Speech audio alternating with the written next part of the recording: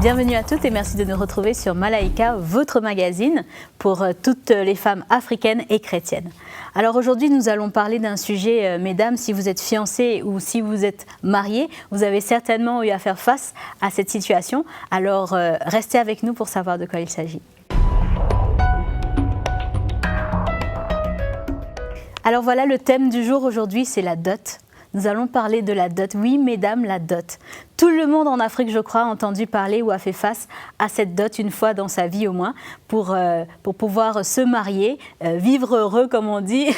En Afrique, chez nous, c'est obligatoire. Donc, on voulait parler de ce sujet avec, bien sûr, Mama Audrey.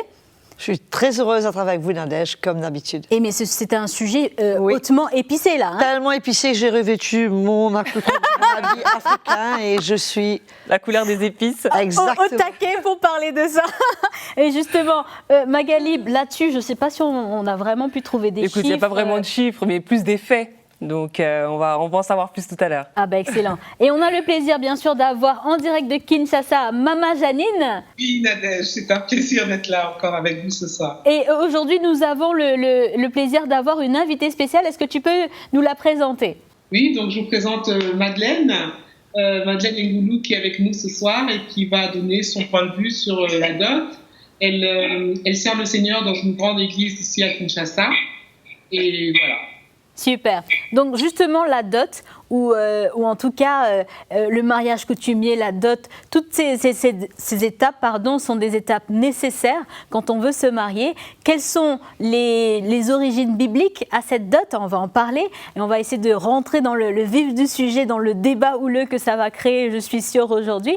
Mais avant de rentrer dans le vif du sujet, nous allons passer à la rubrique de Mag.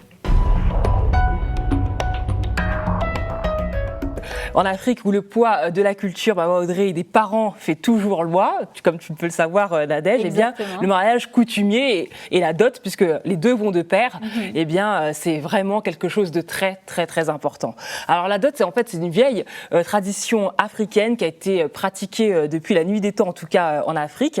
Plus qu'un préalable, en fait, elle est d'une importance vraiment capitale et incontestée, à telle enseigne que la famille du marié et le marié s'engagent vraiment dans cette voie. Si on s'engage pas dans cette voie, eh bien c'est un scandale. Donc voilà. Ça choque tout le monde. En Exactement. Fait. Alors pour le non-initié, en tout cas ce que je suis, la dot c'est un procédé de négociation qui est quand même assez complexe. C'est très codifié, c'est très ritualisé, etc. Et puis d'ailleurs, il n'y a pas une seule pratique qui s'applique à un pays, parce que tous les pays ont leur propre façon de faire ce process, de codifier la dot. Et ça peut se voir bien comme un achat de vente pour ceux qui ne connaissent pas, pour les novices. Mais cette coutume, en réalité, n'a rien de commercial. En fait, à la base, la dot, c'était vraiment c'était synonyme d'union des familles, de réunir les familles pour que les fiancés puissent célébrer leur union de manière conviviale. Et parce qu'on sait très bien qu'en Afrique, la famille élargie joue un rôle très important. Et donc, spécialement dans l'institution des mariages. Donc, du coup, c'était à la base fait pour cela. Mais comme pour toutes les coutumes traditionnelles, on va le voir tout à l'heure, eh bien, il y a eu bien sûr des dérives. Ça a été exposé aux abus du monde moderne. Et le procédé de la dot est souvent compliqué et souvent confus. Et aujourd'hui, il y a des demandes exagérées, des listes improbables, etc. Alors moi, j'ai trouvé une liste de ce qu'il faut. Dis-nous, qu'est-ce qu'il doit te donner pour t'épouser? Écoute, moi, je vaux beaucoup d'argent, tu sais, Nadège. Donc Bac plus 5. Bac plus 5. Donc le prétendant, il aura combien beaucoup de vaches, choses combien de bœufs à payer. Donc à la base, eh bien, par exemple, la mère du fiancé, eh ben, elle devait apporter un pagne super wax, comme on dit. Alors super wax, c'est très bien que les tissus wax coûtent très très cher. Des foulards de tête, une paire de chaussures, Mama Audrey, un sac à main, un sac de sel de 15 kilos. Wow. Je sais pas pourquoi. Un carton de 36 savons de ménage, des bidons d'huile, des grandes bassines, des batteries de casseroles. Et vous avez également dans certains pays, par exemple comme le Kenya, où on donne des animaux comme des vaches, des chèvres, et puis aussi des pirogues. Voilà, des pirogues, des bijoux traditionnels, c'est ce qu'on donne. Pour le mariage de noces, pour le voyage de noces. Exactement, pour partir en pirogue. Exactement, tous les deux, voilà. Vous avez également tout ce qui est objet fiduciaire, on appelle ça une enveloppe, de préférence non chiffrée, au lieu d'une facture. Donc en fait, c'est vrai que dans certains pays, notamment au Congo, après peut-être Mama Janine pourra confirmer, on appelle ça, la dot, on appelle ça une facture. Oh là Donc, là là là. ça veut bien dire ce que ça veut dire d'un point de vue La précis. facture parle d'une vente. Voilà, tout à fait.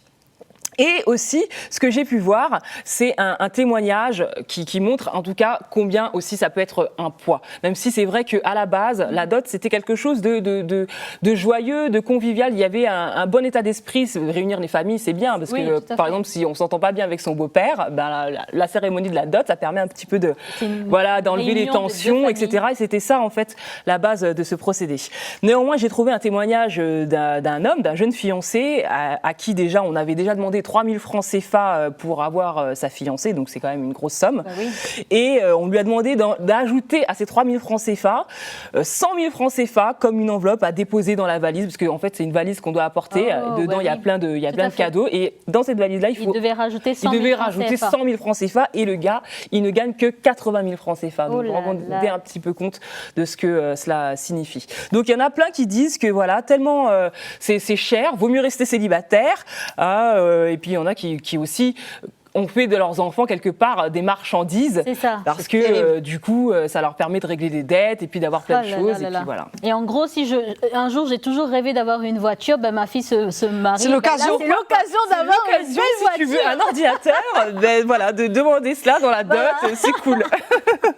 Excellent procédé. Merci Magali. En tout cas, justement, on va confronter ces points de vue avec le contexte local à Kinshasa, avec Mama Janine. Comment ça se passe justement à Kinshasa par rapport à la dot? Alors oui, à Kinshasa, c'est particulier hein, parce qu'il y a vraiment des dérives, des exagérations par rapport à la dot qui donnent parfois lieu à des drames ou à des annulations de mariage. Juste pour faire référence à ce que disait Magali tout à l'heure, à la base, la dot africaine, c'était pas du tout ça. Hein, la dot, c'était donc effectivement l'union entre deux familles, mais c'était plus un hommage, une reconnaissance que la famille demanderesse rend à la famille de la jeune fille. C'était un geste de reconnaissance en fait. Mais aujourd'hui, elle a perdu toute sa valeur parce qu'on est entré dans une forme de rémunération, de mercantilisme matrimonial qui est vraiment symptomatique d'une crise sociale et culturelle et particulièrement en RD Congo et à Kinshasa tout particulièrement, oui. Avant de passer la parole à Mama Madeleine, j'aimerais demander à Mama Audrey, est-ce que effectivement le mariage, c'est l'union de deux familles qui justifie une dot? Non, pas du tout. C'est l'union d'un homme et d'une femme selon la parole de Dieu. Et du reste, le Seigneur demande à ce que l'homme quitte son père et sa mère, il s'attache à sa femme et ils deviennent une seule chair. Donc, à aucun moment dans les Écritures, le mariage n'a été une union d'une famille. Et en plus, comme j'entends Magali dire que c'était fait pour unir les familles, que les choses se passent bien, on sait aujourd'hui ce qui se passe entre belle-mère et belle-fille. On sait très bien que la dot n'a jamais rien réglé. Elle ne réglera jamais rien, puisque c'est l'état de cœur de l'homme. Ça n'a rien à voir. Si c'était aussi simple que ça, que la dot aurait réglé cela. Mais malheureusement, c'est purement une culture et ça n'a pas sa source dans les Écritures. Super. Ben justement, on va voir un petit peu des expériences c'est sûr, locales. avec Mama Madeleine qui nous disait justement qu'au niveau de l'Église même, il y a des demandes qui sont faites de la part des pasteurs pour s'assurer que les futurs époux soient passés par cette étape de la dot. Est-ce que vous pouvez nous en parler un petit peu plus ?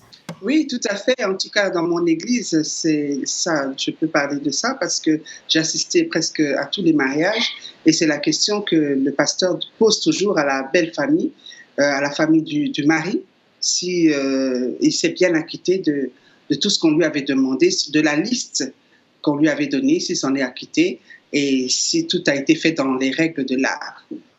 Alors après ça, on peut maintenant bénir le mariage. Quels sont les exemples de demandes qui sont dans cette liste ? La facture représente quoi ?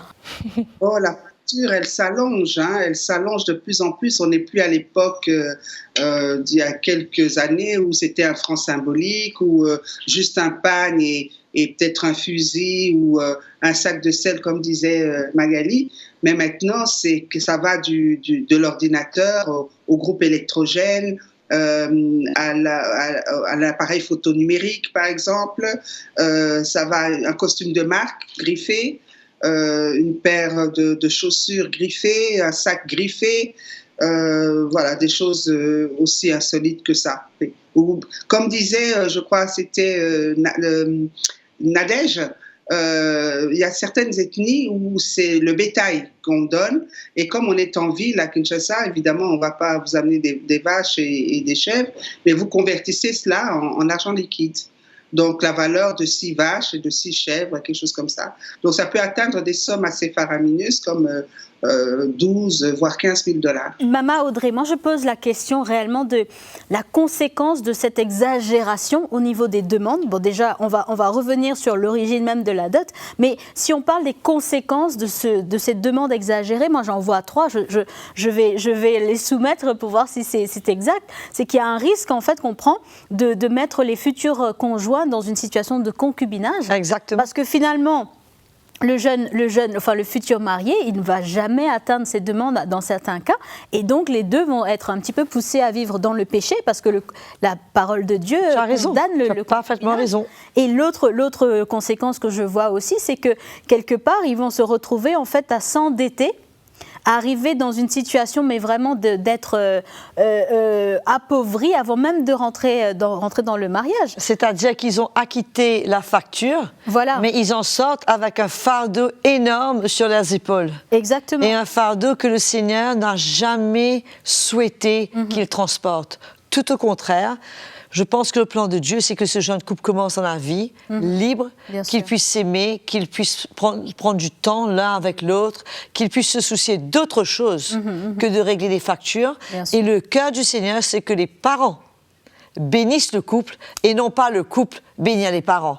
Comme c'était le cas de Rebecca. Nous voyons qu'Abraham a envoyé son serviteur chercher Rebecca pour Isaac. Il a envoyé des cadeaux. Des cadeaux. Oui. Des bijoux, là, Magali.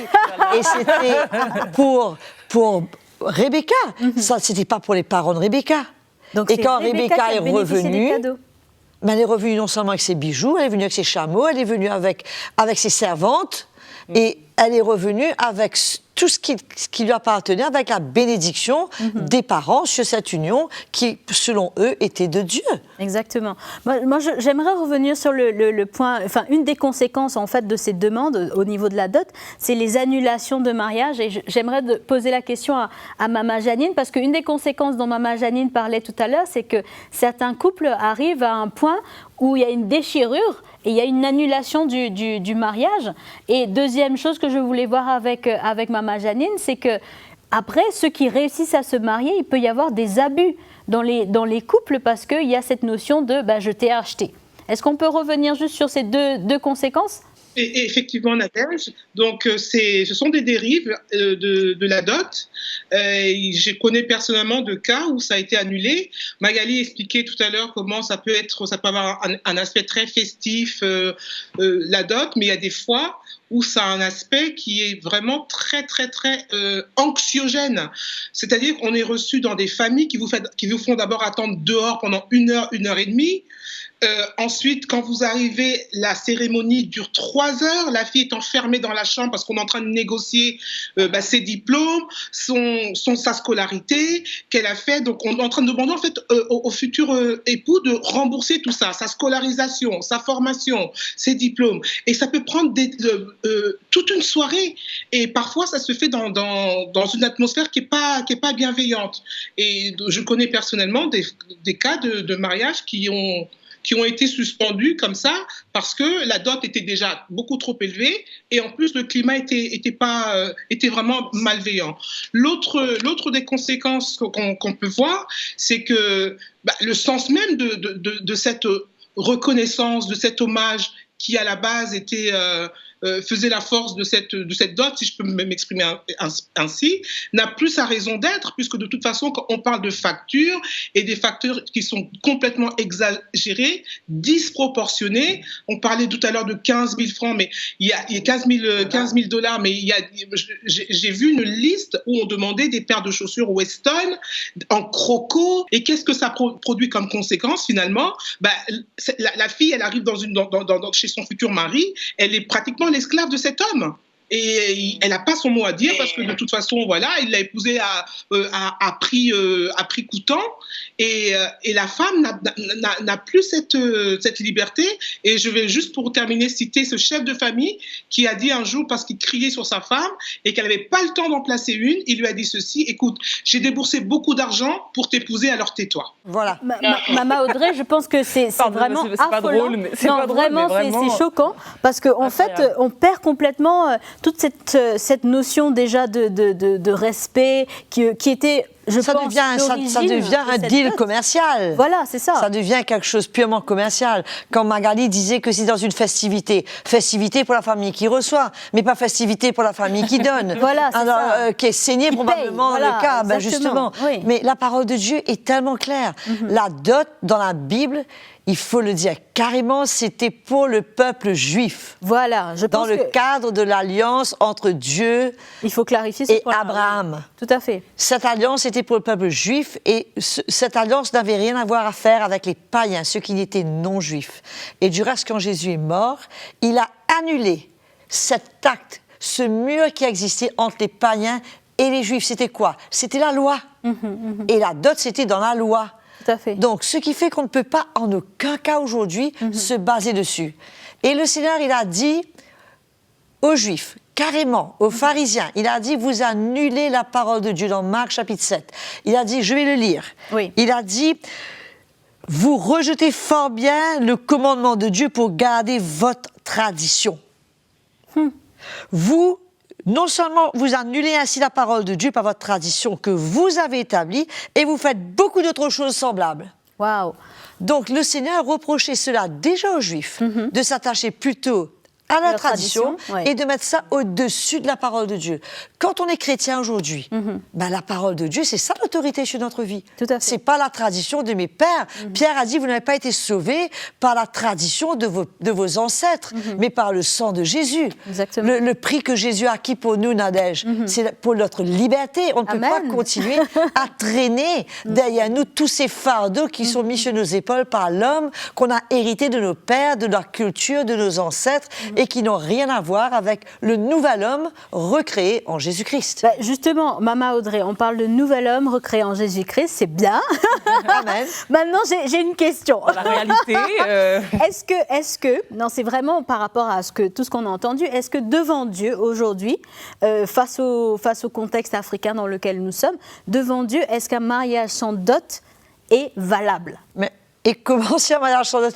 C'est purement scripturaire. Si la base des Écritures a été respectée, je veux dire que les deux mariés sont nés de nouveau, on parle de l'Église là, Tout à fait, tout à fait. sont nés de nouveau, ne vivent pas dans le péché, et que tout est en règle, il n'y a aucun souci que les deux s'aiment, que c'est le plan de Dieu pour eux, qu'ils ont décidé de se marier, que un des deux n'est pas déjà marié, n'est pas en cachette avec autre chose.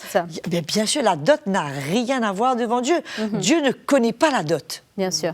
Justement, Magali, j'avais une question justement pour greffer à celle-ci. Et pour ceux qui veulent vivre la dot, parce que pour eux, c'est quelque chose qu'ils aiment, tout simplement. Ils veulent honorer la famille. La belle famille. Et ils sont chrétiens, des nouveaux. Hein, s'ils sont libres, que ce n'est pas une pression, que ce n'est pas une obligation, et que pour eux, dans leur cœur, ils veulent, peut-être dans leur cœur, c'est ainsi qu'ils vont pouvoir gagner le cœur de la belle famille plus tard au Seigneur. Tout à fait. Il n'y a pas de problème. Aussi longtemps que cette dot n'est pas exagérée et qu'elle ne devienne pas un fardeau et une dette pour le malheureux mari.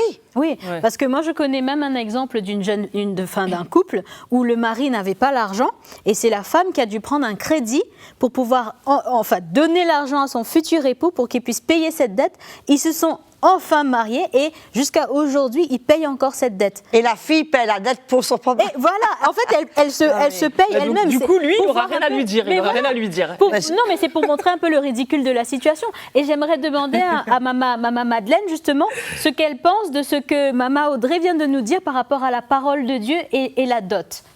Moi, je suis tout à fait d'accord avec Maman Audrey. Absolument, c'est ma conviction profonde. Je suis d'accord avec les Écritures.